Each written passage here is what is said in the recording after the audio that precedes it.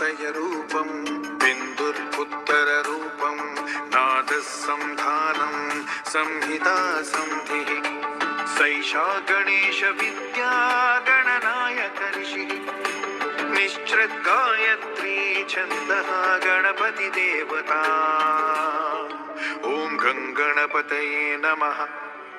एकदन्ताय विद्महे वक्रतुण्डाय धीमहि तन्नो दन्तिः प्रचोदयात्। एकदन्तं चतुर्हस्तं पाशमङ्कुशधारिणं रदं च वरदं हस्तैर्बिभ्राणं मूषकध्वजं शूर्पकर्णकं रक्तवाससं रक्तगन्धानुलिप्ताङ्गं रक्तपुष्पैः सुपूजितं भक्तानुकम्पिनं देवं जगत्कारणमच्युतम् आविर्भूतं च सृष्टि